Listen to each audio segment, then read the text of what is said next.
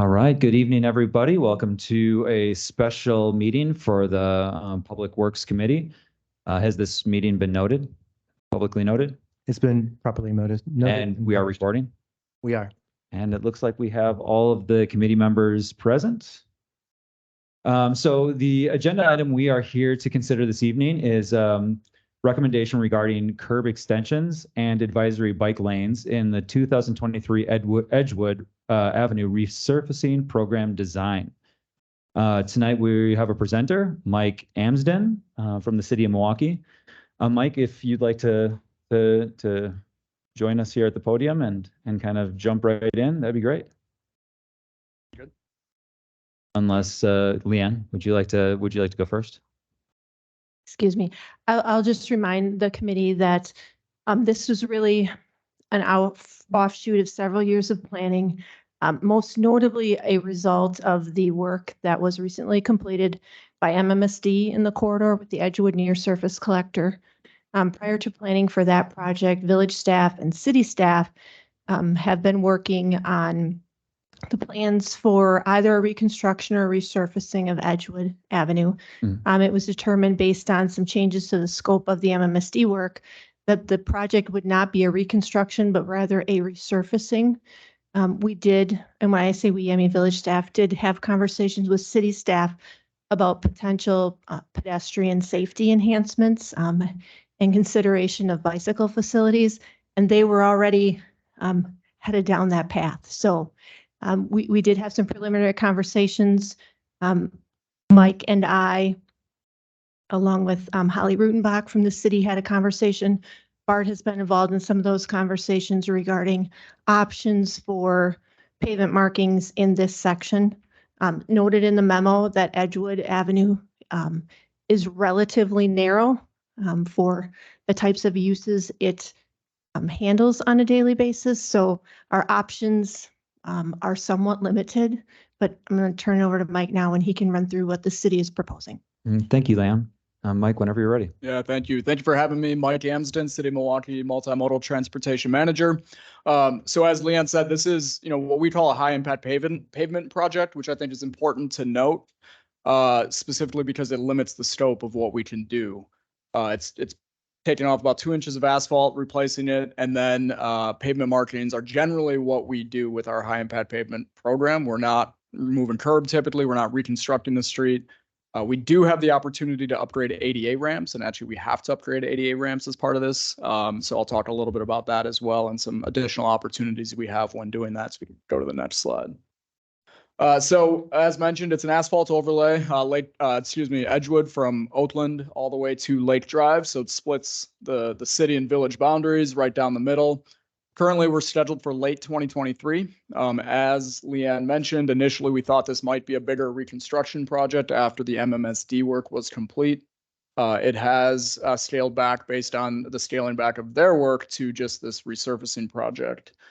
We don't expect construction impacts themselves to be very disruptive at all. Typically, with our high impact paving program, we're in and out in about 24 to 48 hours. The street stays open for residents, for anyone else using the street. But as part of all of our high impact paving projects, we do these throughout the city, about 20 miles per year.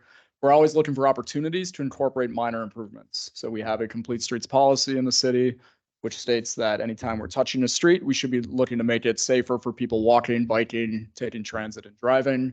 I'll touch on kind of what we can do here with the scope we're working with. And also, we wanted to really pay special attention to this. To be quite honest, this wasn't the highest priority of streets for us as the city, but it was a pretty high priority street for the University of Wisconsin-Milwaukee. In 2018, they completed a campus-wide bike hub study, which dealt with a lot of things related to bicycling on the campus. And one of the recommendations in the plan was to look at Edgewood Avenue as what's referred to as a bike boulevard. It's really kind of prioritizing the street for bicycling. A true bike boulevard does look at more kind of traffic calming, slowing speeds with physical infrastructure, speed humps, traffic circles, curb extensions, and really trying to make people who are driving drive at about the same speeds that people who would be bicycling. So that's really why we kind of started looking at this. And as Leanne said, a lot of conversations with the village. Go to the next slide. So to touch on kind of what's out there today, It is a very narrow street, 36 feet with parking on either side. The only street markings that are out there right now are the yellow center line. No parking lanes marked, although parking is allowed on both sides. We do have some metered parking adjacent to the university on the south side of the street. And then a variety of time-controlled permit parking regulations because of the university. Relatively low speed street posted at 25 miles per hour, and relatively low volume street as well, depending on where you are, about almost 2,500 vehicles per day as you get closer to Oakland. And then as you go east, it's down to about 1,300 vehicles per day, which is fairly typical for what we see on residential streets, at least in the city of Milwaukee. Next slide. So this is a really fancy graphic of what it looks like today, kind of what I just said. Two 10-foot driving lanes with 8-foot parking lanes. And again, those are kind of assumed to be 18 feet on either side since there's no parking lanes marked or bike lanes out there today. Next slide. So what are we looking at doing? Most ADA or all ADA ramps that aren't ADA compliant will be upgraded to be ADA compliant. When we do that, we do look for opportunities to install what we call curb extensions. So this is an example here at Center and Fratney Streets, not too far from here in Milwaukee in the River West neighborhood. We can't do this as part of high impact at every corner because of cost, and we have to be mindful of drainage and utility conflicts. But we can do this at the intersection of Maryland and Edgewood. The sewer inlets are far enough off the intersection. All of the ramps need to be upgraded. So what we're proposing is to do this all 4 corners, but just onto the Edgewood side of the street, not onto the Maryland side of the street. On Maryland, there's a bus stop. There's no parking in the southbound direction in the city, so there's a bike lane there, so there's just not the space for it. But on Edgewood, we can do this on all 4 corners, which serves a couple different benefits. One, it shortens the crossing distance for people who are walking across the street. You're not exposed to moving traffic as much. It slows speeds, especially people who are turning, to make it safer for pedestrians. And it can prevent people from kind of passing on the right. Probably not a huge issue on Edgewood, but at least when people are turning left, people may try and squeeze by to pass on the right. So this is just a good pedestrian safety benefit that we like to do. Next slide. So this kind of pavement marking plan that we're looking at is definitely something new. And we kind of went back and forth and struggled a little bit in terms of what we could do with the scope. So what we're considering is what's called an advisory bike lane. And this is something that, has not been done in the Milwaukee area. It has been done throughout the country. Minneapolis suburbs, Chicago, many cities throughout the country are doing this. And basically what it does is on a very narrow, lower volume, kind of shared roadway situation, it tries to create preferential space for people who are on their bikes. So typically, when we have bike lanes, you have kind of that 5-foot space between the parking lane and the travel lane.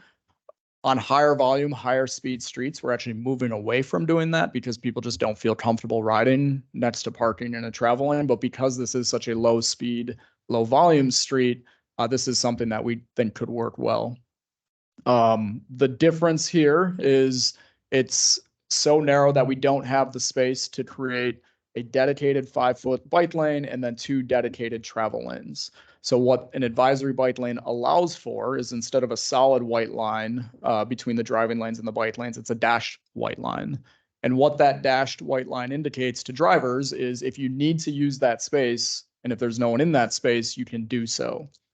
We would also not reinstall the yellow center line marking, which is not required on streets with less than 5,000 vehicles per day. Most residential streets, almost every residential street, does not have a yellow center line marking. And by doing that, we're creating kind of a center shared space for people who are driving in both directions. What a lot of cities have found is that it slows down speeds. It creates kind of a more civil environment where if you do encroach another motorist or a person on their bike, you kind of slow down, make eye contact, and make your way around. If there's no one in that bike lane, you can move around and get in that space to pass. If there's someone in that bike lane, you have to wait and let them get out of your way and continue to carry on your way. So this kind of configuration works with keeping the parking on both sides of the street. We did look at a couple other configurations, and if there's questions, I can kind of dive into that in more detail. But because of how narrow the street is, there's really limited options in terms of what we can do to make it a higher quality bike facility with just pavement markings. Go on to the next slide, please. So here's kind of an overhead, some images from other cities of what this looks like in real life. Again, relatively simple pavement markings. We're not talking about a lot here. Just kind of creating that center shared space for motorists and then kind of that designated space or preferred space for people on their bikes. Next slide. I thought I had more on there about data collection. So let's go back one. So because it's new, we would be collecting data, doing observations out there. So a couple things we'd be doing. We'd first, before anything happens, we'd be collecting speed data, volume data, doing observations on how often are people actually passing one another at the same time, which actually probably happens very infrequently because of the low volumes that are out there. And then when they do pass, how does that happen? Do people have to wait because it's so narrow already? Is there space for them to just continue on their way? I heard buses come up before. How do buses interact and operate on the street today? So we would do a lot of observational data collection, speed and volume data collection, and then do that again after the project's in place to see if it's working as intended. Because it's new, we'd probably pair it with some sort of, pretty minor but important education pieces, perhaps mailers to residents on the block, perhaps some project posters up on street poles, things like that. And we would collect that after data probably about, we'd like to do the project this fall here, or this summer. So do the data collection this fall before we get into winter. Any questions? That's my presentation. Hold on. Nope. Sorry. All right, guys. So how this will work is we'll do a round talk with the trustees asking questions first. After the trustees are able to ask their questions, then I'll open it up to the public. So that's just the way our process works here. Thank you for understanding that. Trustees, Lynn or Baldoff, do you have any questions for Mike? I had a question, but you answered it already with regards to the bump out on Edgewood in Maryland. I was just concerned about the bus going around the corner because I know they turn right there. And as long as the MCTS is okay with the buses being able to make that turn, then that was my only question. Yeah, good question. I should have mentioned it. We work with MCTS. They'd see the design. We run what's called auto turn, where we can actually have a vehicle template that actually makes that turn. So we'd adjust the design as necessary to make the bus turning movements work. Great, thank you. Trustee Baldoff. I don't have any questions. I live on Maryland, walk that stretch at least 2 or 3 times a day, walking my dog, coming down Maryland and then down Edgewood. And I think this seems like a really interesting opportunity to get more people on their bikes and have them doing so safely. I don't see a lot of traffic on that street any time of the day that I'm walking, and it's certainly not going very fast. Agreed. I drive that street a few times a week. Park on that street if I'm going to the UWM gym, and also bike on the street when I'm going to class at UWM. So I'm very familiar with it and very much at a minimum looking forward to getting it resurfaced because it's a terrible street to bike on right now. Thank you. Great. I think at this point, maybe Mike, what I'd have you do is kind of walk over to this podium and we'll have our residents kind of come up over here and if they have questions, you could help answer. So if there's anybody from the public that would like to ask a question, now's your opportunity to come up to the podium. Yep. Stand up to the podium and just say your name and your address, please.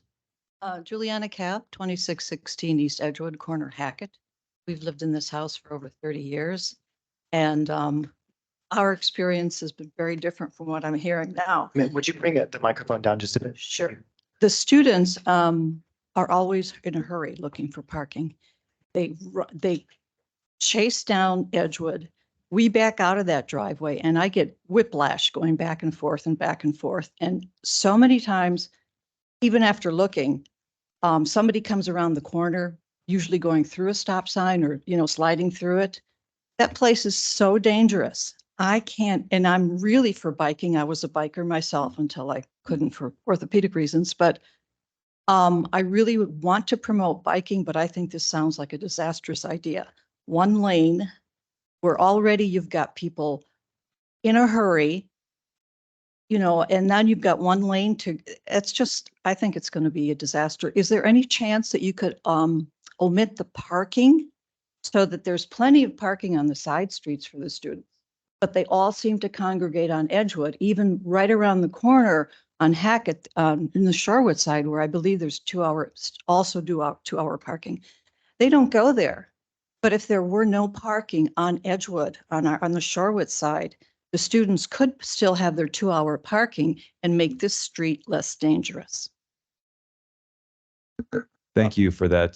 Thank you for your comments. And I think that I'm not sure how much you can speak to our side of Edgewood, but I think that would be a village decision if we decided to remove parking on the Shorewood side of Edgewood. So I'm not sure there's a lot of interest from the Milwaukee side to remove parking on their side. I don't know if that's something that you've discussed with the folks at DPW or the alderman over there, but be interested what those conversations were like about just removing a row of parking. Yeah, so thank you for the question. We've definitely looked at it, and it could be done. A couple things with removing parking. One, it's always a battle to remove parking. This is a kind of a unique situation where it would be picking and choosing not only a side of the street, but a municipality in terms of who would lose the parking. When we remove parking, we actually prefer not to do that on residential streets. What would very likely happen, and again, we would collect data regardless of what we do, speeds would probably go up. We see that happen quite a bit. You kind of take away that parking, you're taking away some of the friction that parked cars create, which naturally makes people drive slower. So taking out parking on one side of the street or both sides of the street could make the street just feel kind of wide open, and we'd likely see speeds increase. We also, if we were to take out parking on one side of the street, we wouldn't be able to put in much different of a bike lane, and one could argue it could actually be a worse type of bike accommodation. I don't know if we want to show the kind of more technical slides. You want to pull up? I think I added a kind of a more detailed slide at the end if this came up. If you go 2 more down. Keep going down. Nope, slide 9 probably. Okay.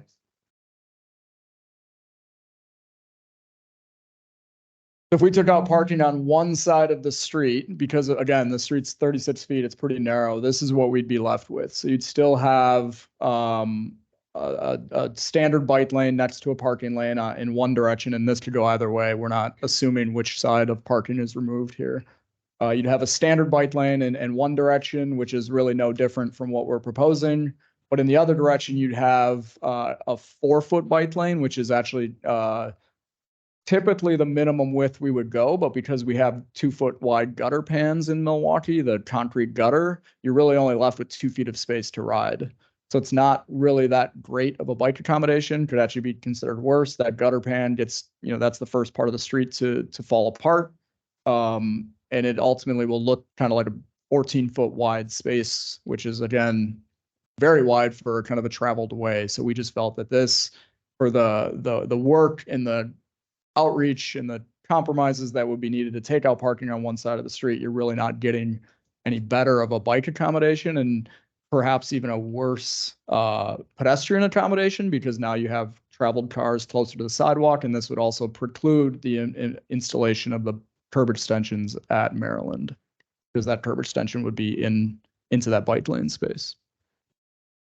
We have thought, I mean, it's definitely an option. We've thought about it because, again, the scope and the tightness of the street, not a lot of great options out here.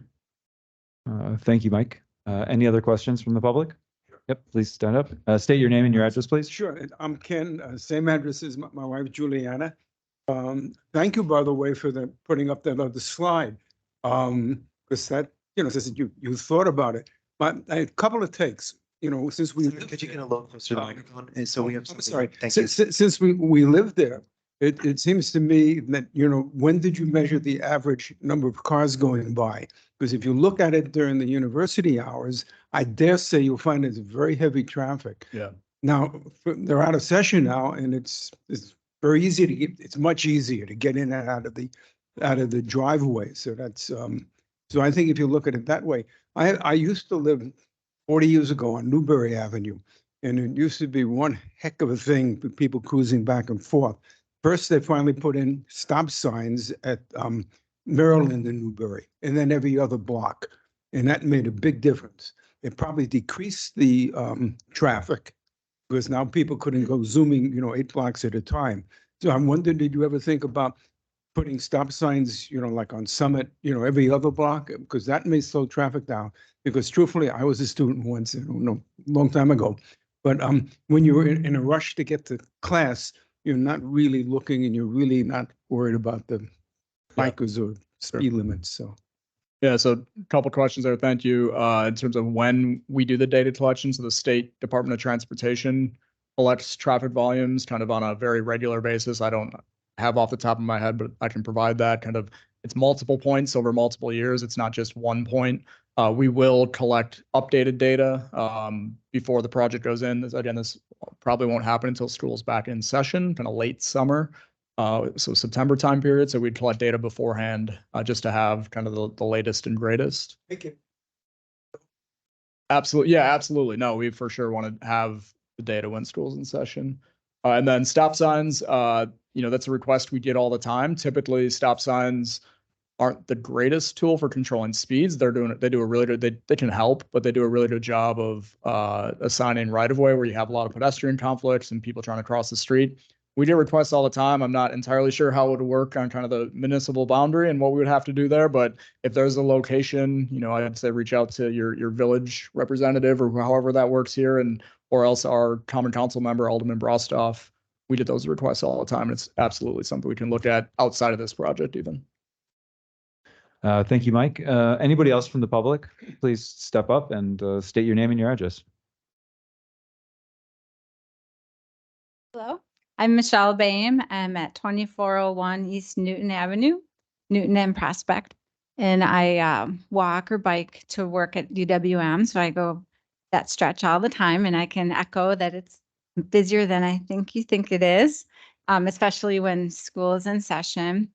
And the first option that you put up there made me really nervous because it looks like a one-way street. And as a bicyclist, when there aren't any, especially no markings on the street, even when there are markings, I don't feel protected as a bicyclist with the cars going around trying to pass, especially around a bus, because I know the buses go down that lane too. So I don't think, as a driver also, I don't know that people would know what to do with that when they see a seemingly one-way street and having to share it with bicycles without really protected bike lanes. I just think wouldn't make me feel safe as a bicyclist.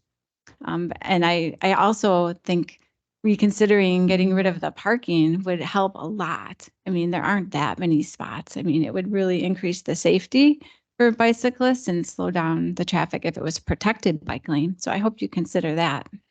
Thank you for the comments. And I mean, you're absolutely right with what you're saying, right? Like this is something new. We don't expect anyone to know what it's going to feel like, right? And all we can rely on is the experiences of other cities, the data that we've seen from national reports that are out there typically. And again, that not always be the case here, but typically speeds go down, yielding behaviors increase, and we're committed to studying that if we do move forward with this. If it doesn't work as intended, it's a relatively minor investment on our end for just pavement markings that could be changed. In terms of protected bike lanes, again, we looked at it. If you want to pull up the last slide in that presentation, typically protected bike lanes. So what if for anyone who doesn't know, we call kind of the bike lanes you see between a parked car and a travel lane as just like a regular bike lane that we've all seen for many decades now. Protected bike lanes are typically used on higher volume, higher speed streets. We don't have a ton of these in Milwaukee, but Kilbourne Avenue downtown, Beecher Street down by the River One development, where you're physically kind of separating people who are biking from people who are driving. Based on the data we have and the experiences we've heard, and again, everyone's experience is different, the speeds and the volumes typically wouldn't warrant this kind of level of investment. If we were to do it, so here's what it would kind of look like. Again, we're talking about just pavement markings and very low cost materials as part of this project. We'd have to take out parking on both sides of the street, which very well could be done. It'd be a bigger conversation with the community and the university. And you'd be getting kind of the 6-foot space with this 2-foot buffer, which would probably be lined with, you've probably seen like the white flexible delineators, we call them, which is okay. It's still not, a curb. It's not physical protection. That narrow of a space would become a maintenance challenge for equipment that we have. I can't speak to the village in terms of what maintenance equipment y'all have in terms of snow removal and leaf collection. We could do it on our end. It would take a lot of time and money to get up here to do that, but you know, you need smaller equipment. Again, personally, I think this could lead to a wide open feel of a street and perhaps we'd see speeds increase again. So again, we've looked at it. It's an option. It's, you know, these are all options we've considered and we're leaning towards the option I showed. We think that's the best option, but that's why we're here tonight, is to kind of talk through what others feel. Well, Shorewood prides itself on being a bicycle and pedestrian friendly village. And I know a lot of people feel strongly about that, me included. And this seems like a really good opportunity to do the right thing and set the standard for what we think is the right thing to do. I know that street doesn't get updated very often because it's in terrible condition right now. So I would hope that if you can update it the right way, it would be set for many years to come. I appreciate that. Thanks. And again, I think it's the scope that is kind of constraining us. If this would have been reconstructed, it would have allowed for a lot more investment and a better kind of project if we were to do something like that. Thank you, Michelle. I just also want to recognize that we have the chair and vice chair of the Parks and Public Spaces Committee. If they would like the opportunity to step up and say anything at this time, please do so. Hello, Hi. I'm Hannah Seegers. I live on 43 Downer. I'm the vice chair of the Park and Public Spaces Committee, and we're also on the Bike and Pedestrian Safety Subcommittee. And as everybody we haven't had a lot of time to review this, and I think that's maybe the biggest thing we want to take away, that we would love to be part of this, as we have a Bike and Pedestrian Friendly Safety Committee, and we kind of got tossed in to be part of this meeting, but we haven't had a chance to meet as a committee before this meeting. So we would maybe have a little bit more time and maybe come back with some feedback from our committee as a whole. And I think that's pretty much all I can say now. And we will also love to see, Shorewood grow as a bike and pedestrian safety place, as it should be. And I think that's everybody's view and the future for Shorewood. So thank you. Thank you, Hannah. Yes.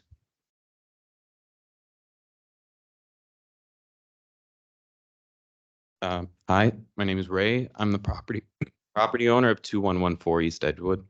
So it's on the blue house on the intersection of Edgewood and Maryland. So I have a concern and a question, and hopefully you can assure me that you're not going to touch the curbs, because the last thing I want to see is all of Edgewood become just concrete.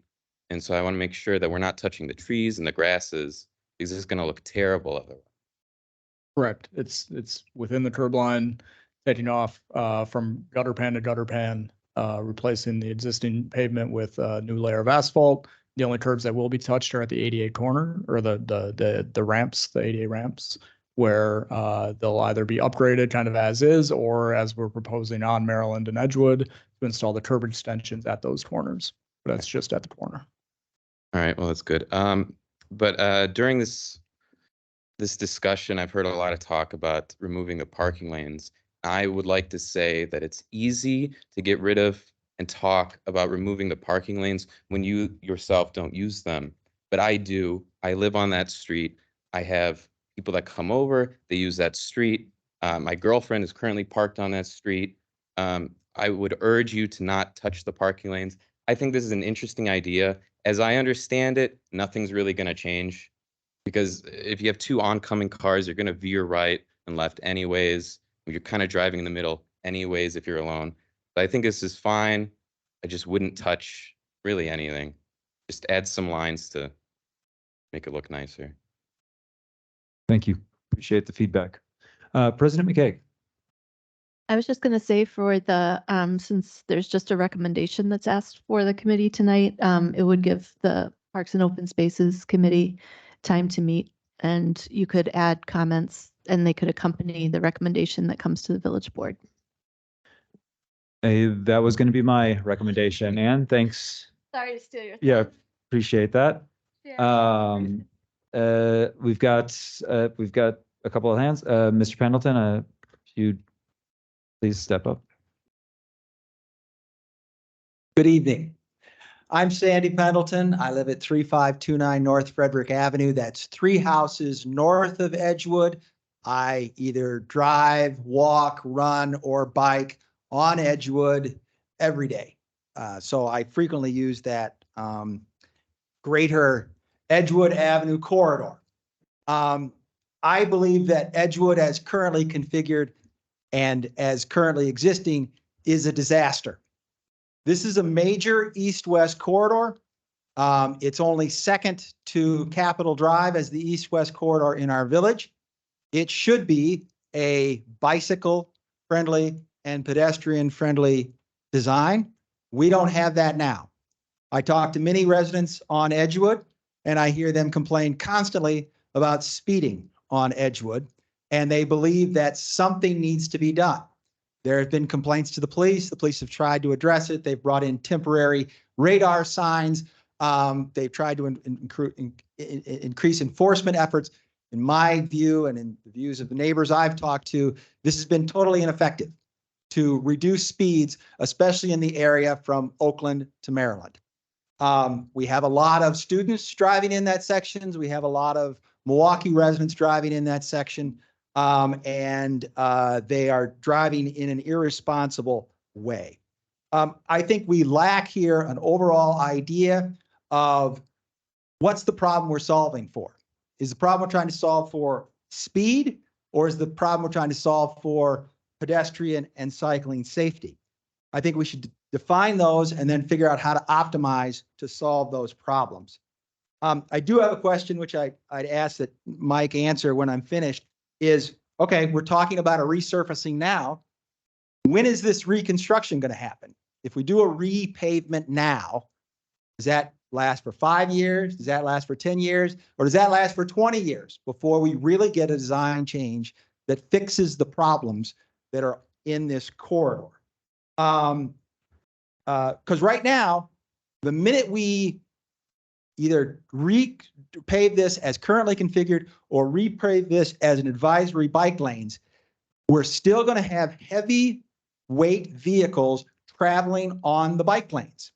So this temporary pavement fix is going to be very shortly ruined because heavy vehicles, buses, trucks, large SUVs are going to be moving over into the bike lanes, and they're going to be destroying that bike lanes. We've got a lot of construction traffic going back and forth in that street to campus, for instance, large trucks.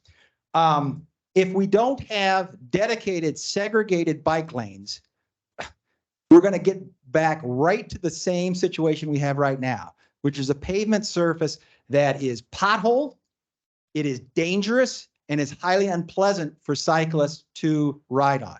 If we continue to have that, we're doing nothing to increase bicycle safety and increase the likelihood that more people are going to get around in this village via bike.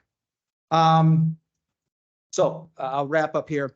Mike, I'd ask if you tell us who you've talked with at UWM and who's provided feedback on that. Have you talked with Rob Schneider? Have you talked with sustainability?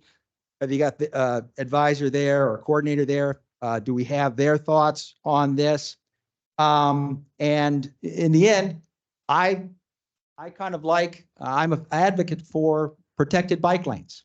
Protected bike lanes are world-class bike infrastructure. That makes a street safer for bicyclists. It makes the perception of safety higher. It makes it a more pleasant experience. And that's what leads to more people biking more of the time. We want to get ultimately to a connected network of protected bike lanes in Shorewood, because we pride ourselves as a walkable and bikeable community. And this is one opportunity to move in that direction. It wouldn't I mean, a protected bike lane would have bollards in it or curbs in it.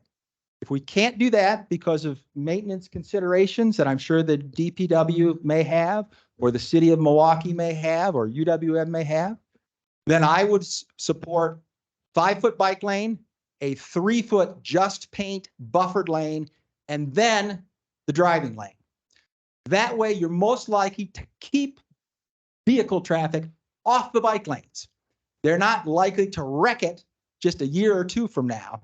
And we can likely have a continuing good place for people to bike, families to go to soccer games, baseball games, or other people, commuters going to the Oak Leaf Trail, et cetera. So thank you for my consideration. Mike, thank you for, appreciate it.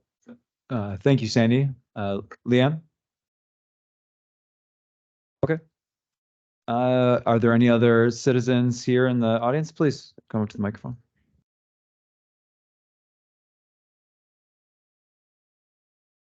Hi, I'm Mitch, 4512 North Larkin Street. So I'm not probably going to spend a lot of time on the street just because I'm on the other side of town. But from what others have said, it sort of sounds like there's concerns around vehicles not obeying the traffic laws in the area, either blowing through stop signs or speeding. Is there any consideration for something like they're doing on North Avenue with raised intersections or raised crosswalks? Is there any possibility for doing that rather than just a curb bump out, but actually continuing the sidewalk from one side of the street to the other?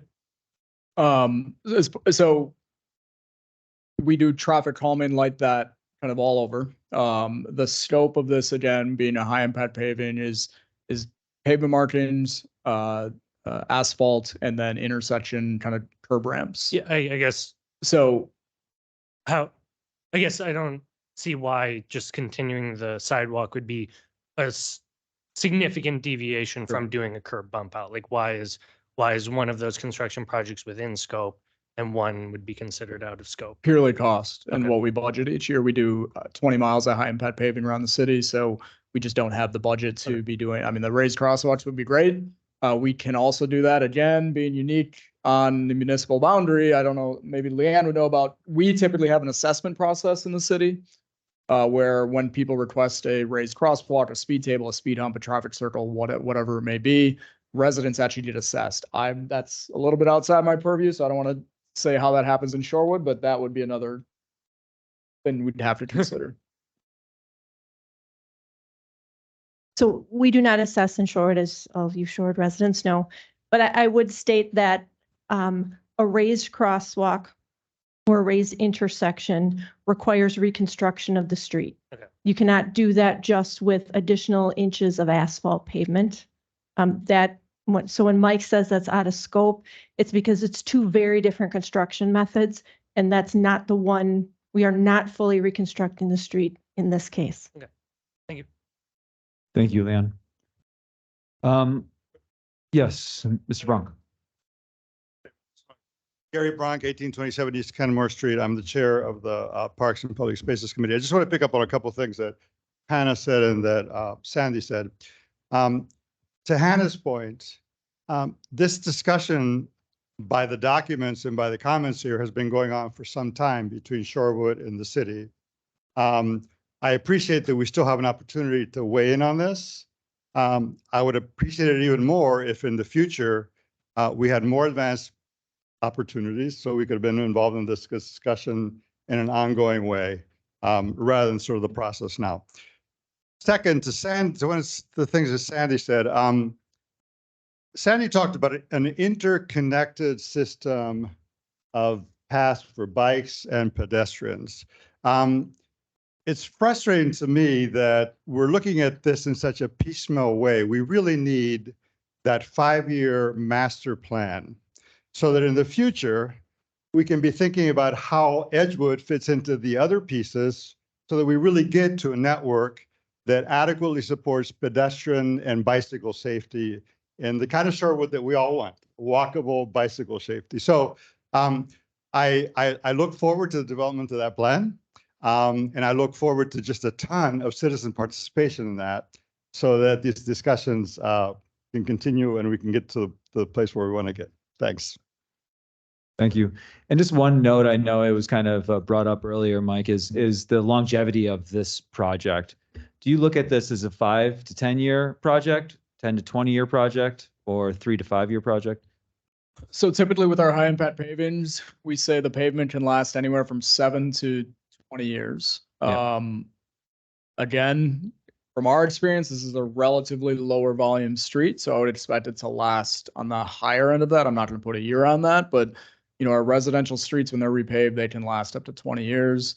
This is busier than a typical residential street, but we do high impact pavings on all of our major streets that they can last 7 to 10 years. Right. And we're talking about basically markings. So if we do go back and we create a 5-year plan and we all agree there's some different design, that's potentially up for a conversation or discussion. Let's say in the next 5 years to 10 years, we can have that conversation. If this doesn't seem to be working. Yeah, at least on our end. I don't want to speak for the village, but Right. yes, on our end, absolutely. Yep. Fantastic. I would ask that if there's anybody else that would like to speak in the public, or I know we have a couple people on Zoom or on Teams here. Somebody over here. Oh, somebody over here. Yes, please.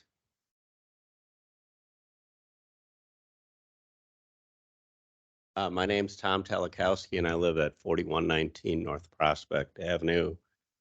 Avid cyclist, travel that area frequently. Thank you for showing up and explaining it to us. I had a question with regard to the bike hub reference in your earliest slide for UWM. Is that something we're actually working towards? Making UWM a bike hub, and that slide said that Edgewood would be a key bicycle boulevard, so to speak? I can't speak to everything the university's doing. It's their plan. They initiated it. They paid for it. It's a great plan. It was done in 2018. Kate Nelson, if anyone knows her, I'm sure some of you do, is the former sustainability coordinator at the university. She was doing a lot of the work implementing that plan. She recently left, but there is, Bob Schneider was referenced, John Gardner. I don't know if they're looking at that on a regular basis, but it is something that, as we have projects that come up, we're looking at all plans just on our end. It's not our plan, but we know it's in a plan. So we kind of just went to that, talked to Bob, talked to John Gardner, things like that. So just a quick follow-up to Sandy's question. So you have been in communication with the folks at UWM regarding this current recommendation? Not this current recommendation, about the bike boulevard concept in general. Yes, over the years, Kate Nelson was when, again, these conversations have flipped pretty recently from the reconstruction. Kate was really pushing for that bike boulevard concept when it was under kind of the thought of being a reconstruction. I would guess that they'd be very interested in being part of the conversation. Yeah, when we talk with UWM quite regularly. Thank you. Is there anybody online that would like to speak on this matter? Please just unmute yourself and say your name and your address.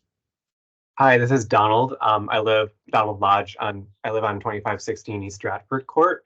I'm also on the Parks and Public Spaces Committee, kind of echoing what Gary and Sandy and Hannah were all saying. I do kind of see Edgewood as one of a key corridor for east-west route through Shorewood. I understand that it might not be a large street for Milwaukee, but it is a relatively large street for Shorewood, being it's probably, other than Capitol, the largest east-west road for us, and especially because it's a key connector between the Oak Leaf Trail and UWM.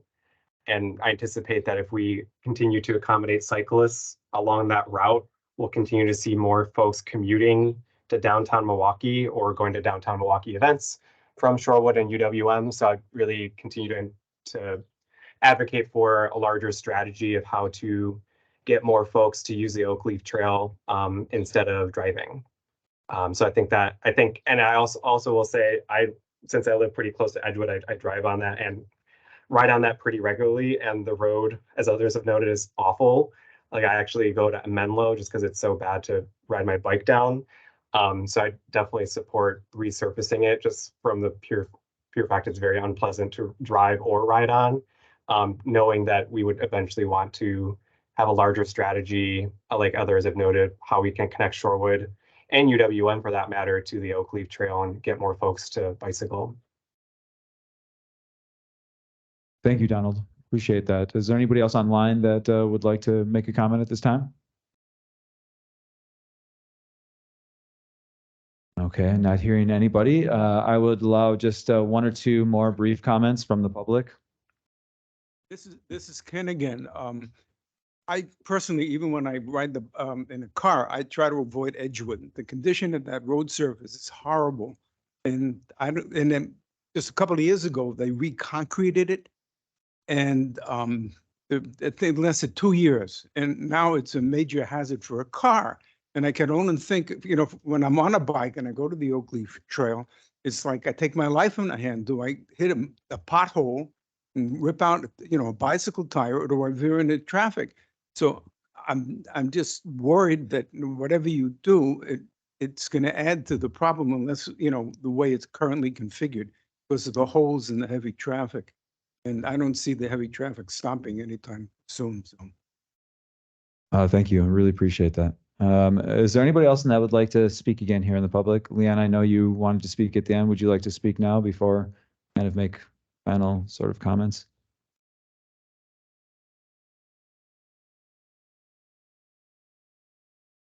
I just wanted to provide some background on timing related to this evening's discussion and a future board discussion. As Mike mentioned, that the goal for this is to do construction late summer, early fall, which really means we have to wrap up our discussions so that we can provide our input to the city by, I would say at the very latest, the end of June. They have to complete plans, they have to bid the project, give a contractor notice to proceed. And in order for them to do that with an expected September start, we are really pushing up against 11th hour. So that is part of the reason that we decided to do a special Public Works Committee meeting off of the regular board schedule and provide opportunity for Parks and Public Spaces to participate in this meeting. So that the village board can have an opportunity to review in the early part of June at the June 5th meeting. It's our strong recommendation and preference that the board make a decision at the June 5th meeting. But if absolutely necessary, it could be deferred to the second meeting in June and still get answers, the village's input to city staff before that end of June deadline. Thank you, Lan. Really appreciate the timeline. It's very helpful for us. Mike, thanks so much for your time. Really appreciate you coming in here, listening to our residents and giving us all the great answers and feedback that you had. I think on first initial review of these designs, it's shocking, right? They're different. It's something that we're not used to in Shorewood. And I think there's a lot of apprehension for change and there's a lot of apprehension to try something new at times. And this is one of those scenarios where it's a much different scenario and it's not really being done in our community yet. So understandably so, there's a lot of people that are nervous and, I am somewhere on the fence. I think I need to process kind of your feedback and this, and I don't want to turn down any concepts, especially a concept that may be new.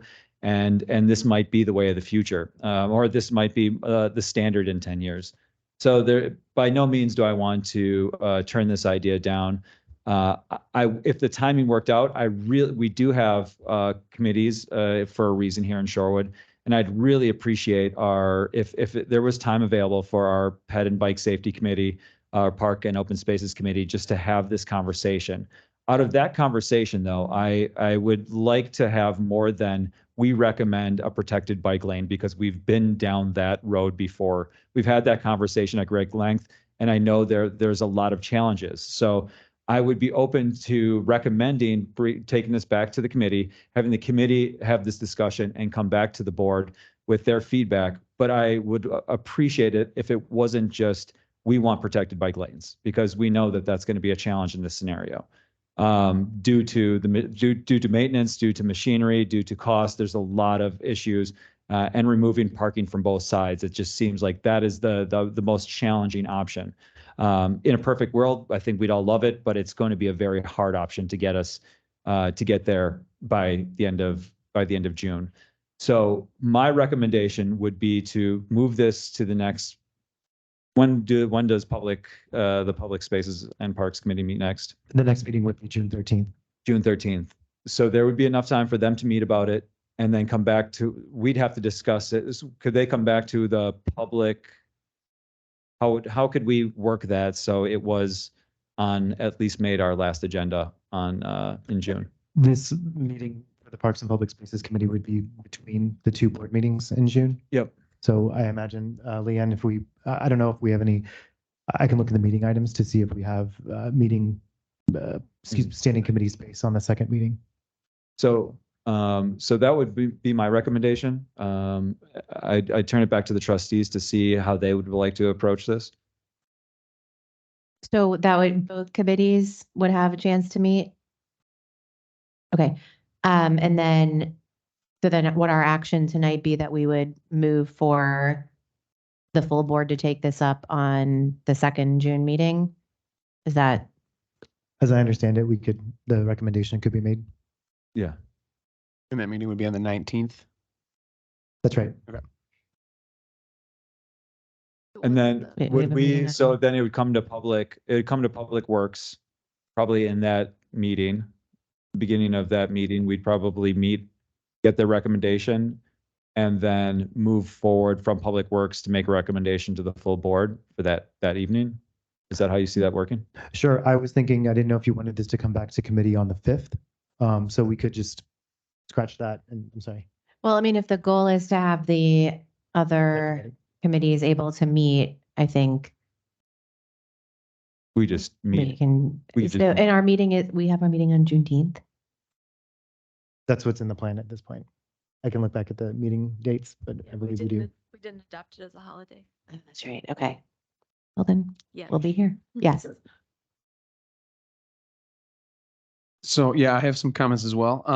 So, in my time on the board and in my prior time on the Pedestrian and Bike Safety Committee, one of my main concerns has always been calming traffic, reducing car usage, slowing down drivers, discouraging reckless driving, encouraging pedestrian and bicycle usage. And that's been my focus here on the board as well. And when I'm looking at this proposed design, this is less scary looking to me because it's the same as the street that I live on and all the streets around me in my neighborhood, which allow parking on both sides, allow cyclists on the road, which is the law. Cyclists have a right to the road in Wisconsin on any road. And when you're driving, when I drive home from work every day to work on my street all the time, to let another car pass, you have to pull over, let the cars through. And we've discussed that exact scenario, removing parking on either side of a street, on Kensington, on streets all throughout the village multiple times. And we always come back to the same concern, which is that if you open up the road, the cars just fly through. They just lay their foot on the gas and they just gas it to the next stop sign. There's nothing deterring anybody or slowing anybody down. And from my perspective, that's what I want to do, is make driving more difficult, make cars slow down, force them to slow down, which makes it safer. So that's where my main concern is. So from that perspective, I'm not worried about this design. The other thing with regards to Edgewood and with redesigning it, I'm not interested in cutting down any trees or widening that street. We've looked at that at other streets, and the village has said time and time again, we're not going to cut down trees. We're not going to be a community that's just going to plow over green spaces to lay more pavement just to make it easier for cars to get around and zip through our neighborhoods. That's the exact opposite of what we want. And this, in this condition of where Edgewood is now, it is unusable basically. Especially as a cyclist, it's impossible to ride on that street. And if the city of Milwaukee is willing to repave it right now with us, and if we're able to do it, and we can get this done, then I believe action needs to be taken now.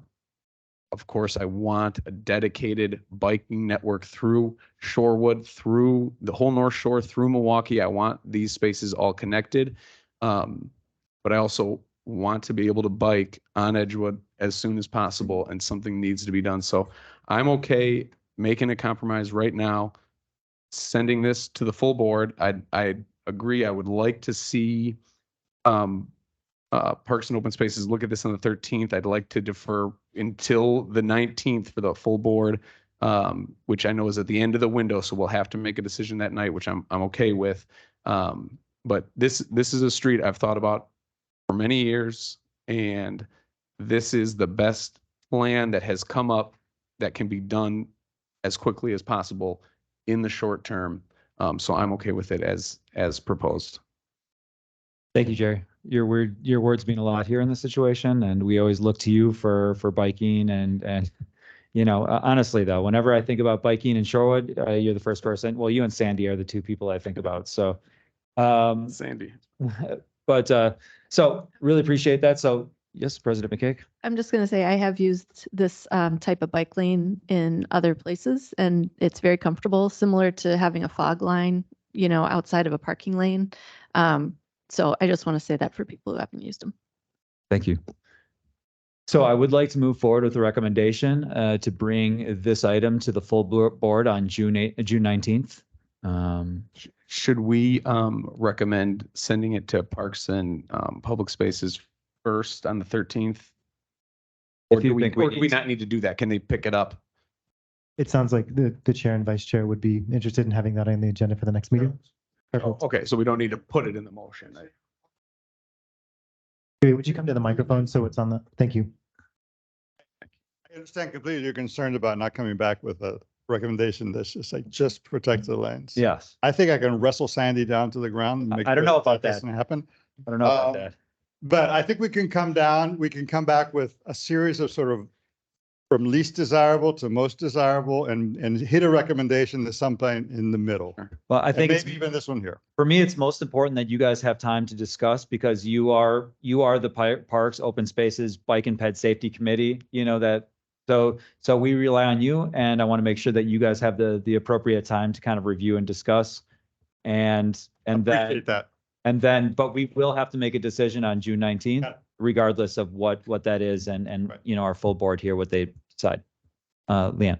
I would just ask that the board consider, if you make any type of recommendation to Parks and Public Spaces, it might be helpful to all parties involved to be clear that given the, you know, the item at hand and the window of opportunity that we have, the board might be most interested in having feedback on the existing options.